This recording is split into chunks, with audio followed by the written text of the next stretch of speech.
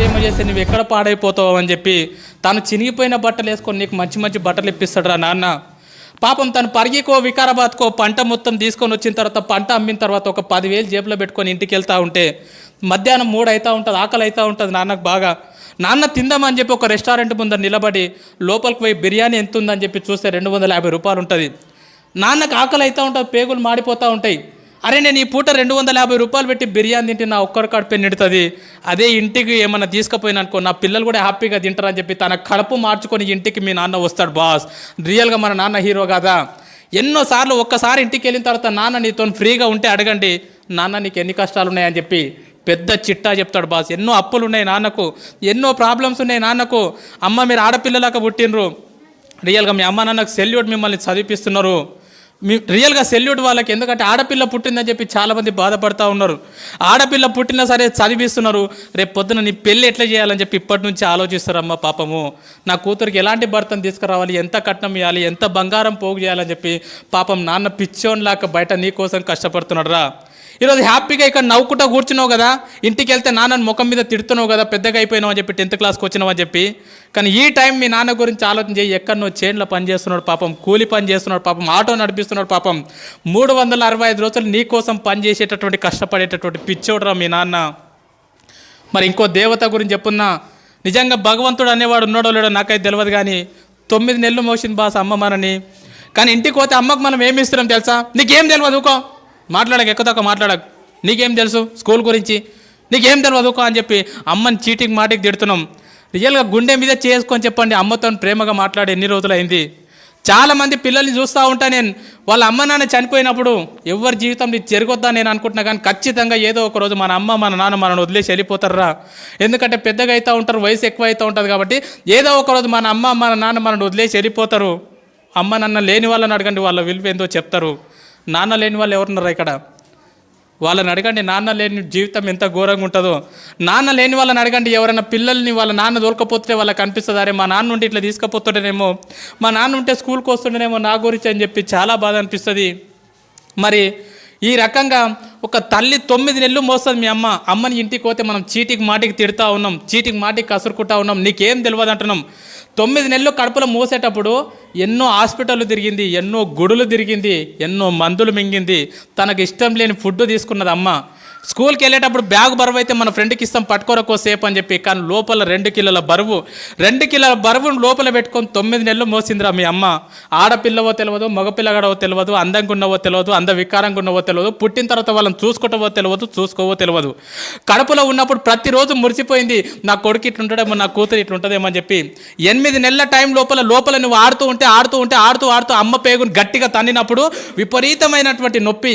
లేచి ఒక్కసారి కన్నీళ్ళు దూడ్చుకొని పక్కకు నాన్న ఉంటే నాన్న నిద్రలకెళ్ళి లేపి లోపల బాబా ఆడుకుంటున్నారు తెలుసా, లోపల పాప ఆడుకుంటుంది తెలుసా అని చెప్పి మురిసిపోయిందిరా మీ అమ్మ. 9 నెలలు నిన్ను మోసిన తర్వాత ఈ ప్రపంచం లోపలికి నిన్ను తీసుకొచ్చేటప్పుడు మీ అమ్మ నిన్ను ఈ ప్రపంచం లోపలికి ఎట్లా తీసుకొస్తుంది తెలుసా? 2 రకాలుగా తీసుకొస్తుంది బాస్. ఒకటి caesarean delivery, 2 normal delivery. Caesarean delivery అంటే ఏందో తెలుసా బాస్? రియల్గా నా జీవితంలో నేను డిగ్రీలో ఉన్నప్పుడు నాకు అపెండిక్స్ ఆపరేషన్ అయింది. 3 కుట్లు పడితే 3 నెలలు ఇబ్బంది పడ్డా నేను, 3 కుట్లకు 3 నెలలు ఇబ్బంది పడ్డా. సిజేరియన్ డెలివరీ అంటే తల్లి తన కడుపును మొత్తం కోయించుకొని నిన్ను ఈ ప్రపంచం లోపలికి తీసుకొస్తుందిరా. డాక్టర్ అంటాడు, అమ్మ నీ కడుపు మొత్తం కోసి బిడ్డను బయటికి తీయాలంటే ఇప్పటి వరకు ఏ తల్లి కూడా నాకేం కావద్దు అని చెప్పి ఏ తల్లి చెప్పలే. డాక్టర్ ఏమైనా పర్లేదు, కడుపులో ఉన్న బిడ్డకి ఏం కావద్దు డాక్టర్ అని చెప్పినటువంటి గొప్ప దేవతరా మీ అమ్మ. ఆ రకంగా నీకు సిజేరియన్ డెలివరీ ద్వారా నీకు జన్మనిచ్చింది మీ అమ్మ.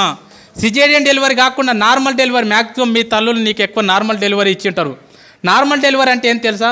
ఒక్కసారి ప్లీజ్ అందరు ఇట్లా గిల్లుకోండి, ఒక్కసారి ప్లీజ్ గిల్లుకోండి అందరు, ఒకసారి కంపల్సరీ గిల్లుకోవాలి అందరు. గిల్లుకున్నారా? ఇప్పుడు గిల్లుకుంటే మీకు ఒక నొప్పి వచ్చింది కదా, పెయిన్. ఆ పెయిన్ని దేంట్లో కొలుస్తారంటే డెల్స్లో కొలుస్తారు. ఇప్పుడు నీకు అయినటువంటి పెయిన్ ఎంత అంటే 0.01 డెల్. 0.01 డెల్కి అబ్బా అంటున్నావు. నేను వచ్చి నీకు గట్టిగా తొడపాశం పెడితే అది ఎంత ఉంటుంది అంటే 0.1 డెల్ ఉంటుంది.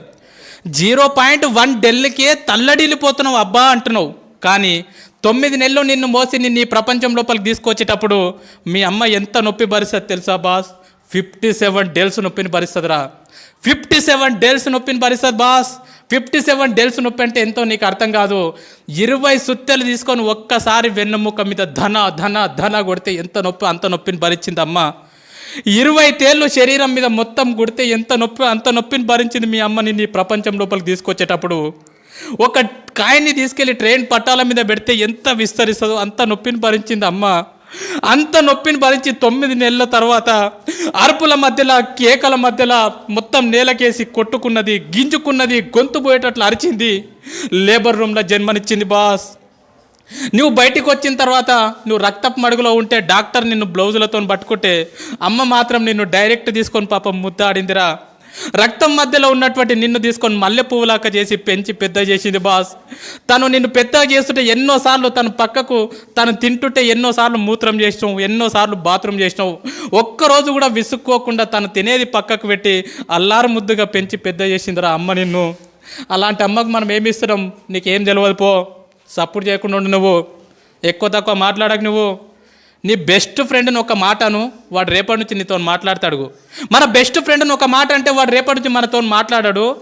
మరి అమ్మని రోజు అన్ని మాటలు అంటున్నా కూడా ఎట్లా భరిస్తుంది ఒకసారి ఆలోచన చేయండి.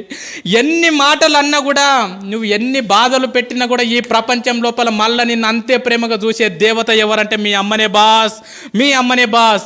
ఎందుకంటే చాలామంది పిల్లల్ని బయట నేను చూస్తూ ఉన్నా, అమ్మ నాన్న ఉన్నప్పుడు వాళ్ళని పట్టించుకోరు. వాళ్ళు చచ్చిపోయిన తర్వాత ఇక తీసుకుపోయేటప్పుడు అక్కడ పాతి పెట్టేటప్పుడు వాళ్ళ కాళ్ళని పాలతో కడుక్కుంటా, నెయ్యితో కడుక్కుంటా, నీళ్ళతో కడుక్కుంటా, అమ్మ నువ్వు అంటే నాకు ఇష్టం అమ్మ, ఐ లవ్ యూ అమ్మ, ఐ లవ్ యూ నాన్న అని చెప్పి వాళ్ళు చచ్చిపోయిన తర్వాత గొంతు చించుకొని అరుస్తూ ఉంటారు, నువ్వు అంటే నాకు ఇష్టం అమ్మ అని చెప్పి. వాళ్ళు చచ్చిపోయిన తర్వాత నువ్వు చూస్తే నువ్వు ఏడిస్తే వాళ్ళకి తెలుస్తుందా? చచ్చిపోయిన తర్వాత అమ్మ నువ్వు నాకు అంటే ఇష్టం అంటే వింటదా? చచ్చిపోయిన తర్వాత వింటారా బాస్? చచ్చిపోలేదు కదా, బతికే ఉన్నారు కదా, మీకోసం 365 రోజులు కష్టపడుతున్నారు కదా. ఈరోజు ఇంటికి వెళ్ళిన తర్వాత చెప్పండి, అమ్మ నువ్వు అంటే నాకు చాలా ఇష్టం అమ్మా, నన్ను ఎట్లా కన్నావమ్మా, అసలు నేను ఎంత లక్కీ అమ్మా, నా కోసం ఎంత కష్టపడుతున్నావు అమ్మా అని చెప్పి. అమ్మకి ఎన్నిసార్లు థ్యాంక్స్ చెప్తున్నారు, ఎవరు చెప్పట్లే అమ్మకి థ్యాంక్స్. అమ్మకు నువ్వు థ్యాంక్స్ అని చెప్తే కూడా అర్థం కాదు. మరి మన కోసం ఇంత కష్టపడి మనని ఈ ప్రపంచం లోపలికి తీసుకొచ్చినటువంటి మన అమ్మ నాన్నని మనం సంతోషపెట్టాలంటే మనం చేయాల్సినటువంటి చిన్న పని మంచిగా చదువుకోవడమే. నువ్వు ఈరోజు మంచిగా చదువుకొని అన్ని పాస్గా ఇదే టీచర్లు మీ ఊరికి వచ్చినప్పుడు అబ్బా నీ కొడుకు బాగా పాస్ అయింది అమ్మ, నీ కూతురు బాగా పాస్ అయిందంటే ఆ నొప్పిని మొత్తం మర్చిపోతుందిరా అమ్మ. అరే నా కొడుక నా కూతురు అరే సారులు గొప్ప చెప్పిర్రు అని చెప్పి. ఆల్రెడీ అమ్మ కడుపు కోతబెట్టి ఈ ప్రపంచం లోపలికి వచ్చినాం. రేపు పొద్దున కాలేజ్ చేస్తుంటేనో ఇంకేదో చేస్తున్నానో ఎవరో పరిచయం అయ్యారో చెప్పి ముఖం తెలియని వాళ్ళతో ఇంట్లోకి వెళ్ళిపోయి అమ్మ నాన్న గుండెల మీద దాన్ని వెళ్ళిపోవద్దురా. ఎంతమందిని చూస్తున్నాం బయట, యూట్యూబ్లో చూస్తున్నాం, దాంట్లో దీంట్లో చూస్తున్నాం.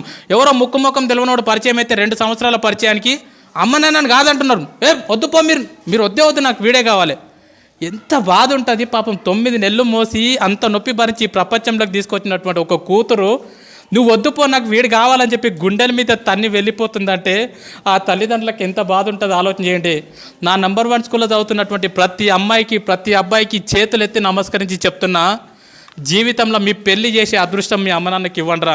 మీ పెళ్లి చేసే అదృష్టం మీ అమ్మ నాన్నకి ఇవ్వండి. రేపు పొద్దున మీ పెళ్లి చేసే టైంకి ఊరు తిరగాలి నీకోసం. నా కూతురుకు అబ్బాయి కావాలని చెప్పి, నా కొడుకుకు అమ్మాయి కావాలని చెప్పి ఊరు తిరగాలి. అంతేగాని ముఖం తెలియనుతో నువ్వు వద్దు అని చెప్పి అమ్మ నాన్నను వదిలేసి మాత్రం వెళ్ళిపోకండి.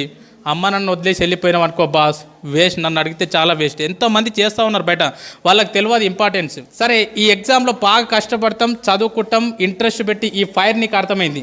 ఇన్ కేస్ నువ్వు ఎంత కష్టపడి చదువుకున్నా రేపు పొద్దున యాన్యువల్ ఎగ్జామ్ అప్పుడు నీ హెల్త్ బాగాలేకనో సంథింగ్ ఏదో ఫెయిల్ అవుతావు. అయితే ఒక్కొక్కసారి ఫెయిల్ అవుతాం. ఫెయిల్ అయితే వేస్టా కాదు. మరి మా 10 పాయింట్స్ తెచ్చుకోమన్నాక తెచ్చుకోండి, మ్యాక్సిమం ప్రయత్నం చేయండి. అనుకోకుండా కనుక ఫెయిల్ అయినారనుకో దయచేసి చెప్తున్నా, మన లైఫ్లో సూసైడ్ అనే మాట ఉండొద్దు. సూసైడ్ చేసుకోవద్దు.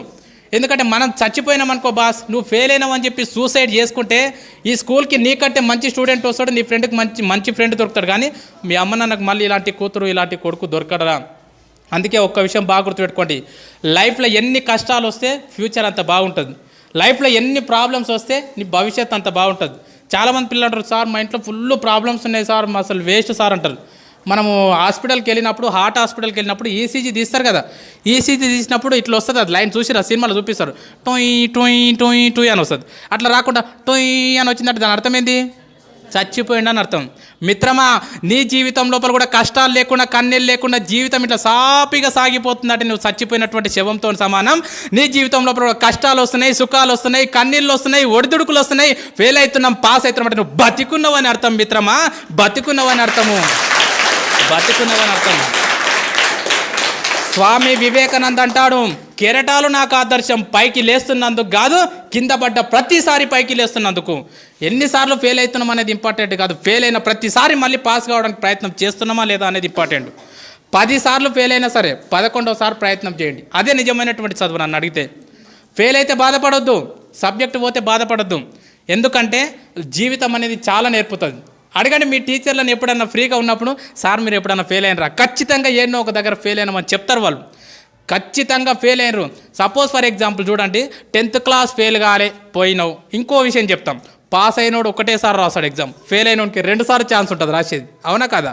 సో 10th క్లాస్ ఫెయిల్ అయినావు, హ్యాపీగా వెళ్ళిపోయినావు, ఇంటర్మీడియట్ మంచిగా నడిచిపోయింది, డిగ్రీ మంచిగా నడిచిపోయింది, ఇంకేదో నడిచిపోయింది, నీ జీవితంలో ఎక్కడ ఫెయిల్యూర్ లేకుండా ఇట్లా జీవితం సాఫీగా సాగిపోతుంది. రేపు పొద్దున జాబ్ చేసేటప్పుడు నీకు ఫెయిల్యూర్ వచ్చింది అనుకో, ఖచ్చితంగా హార్ట్ అటాక్ వచ్చి స్పాట్లో చచ్చిపోతావు. ఎందుకంటే నీకు ఫెయిల్యూర్ అంటే తెలియదు, ఓటం అంటే తెలియదు. అందుకే నేనేం చెప్తానంటే చాలామంది పిల్లలకు ఆటలు ఆడమని చెప్తాం. ఆటలు ఆడడం అనేది ప్రైవేట్ స్కూల్లో ఏడుంటుంది మిత్రమా, ఇలాంటి గవర్నమెంట్ స్కూళ్ళలో మాత్రం ఉంటుంది. ఏ స్కూల్కు గ్రౌండ్ ఉన్నా చూడండి, ఏ స్కూల్కు గ్రౌండ్ లేకుంటుంది. ఆటలు ఆడితే ఏమవుతుందంటే, మనం కబడ్డీ ఆడినాం అనుకో, ఓడిపోతే ఏమంటాం, అరే మళ్ళీ ఆడదాంరా, మళ్ళీ ఆడదామారా, ఓయ్ మళ్ళీ ఆడదామా, ఎంత స్పిరిట్ ఉంటుంది తెలుసా. క్రికెట్ ఓడిపోయినాం అనుకో, అరే రేపు మళ్ళీ బెట్టి కట్టుకుందాంరా, ఎన్నిసార్లు ఓడిపోయినా మళ్ళీ ఏమంటున్నావు, అరే ఇంకోసారి ఆడదాంరా అంటున్నావు. ఆటలు నీ జీవితానికి అవి నేర్పుతాయి.